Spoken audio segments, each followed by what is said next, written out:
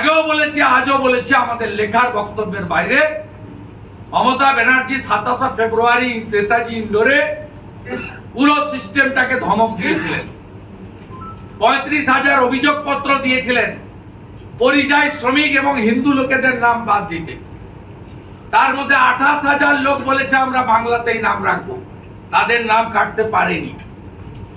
7,000 নাম কেটেছে, তারও তালিকা আমরা সংগ্রহ করে তাদেরকে দিয়ে আমরা এখানে সামারি রিভিশনের সময় পদ্ধতি মেনে আবেদন করাবো। বিএলওর ক্ষেত্রে 80% বিএলও কে চেঞ্জ করতে হবে, অল আর কন্ট্রাকচুয়াল, পার্মানেন্ট এমপ্লয়ি দিতে হবে। আমরা আগে বলেছি, তাতে ইসিআই অলরেডি অ্যাকশন নিচ্ছে, কাজ করছে।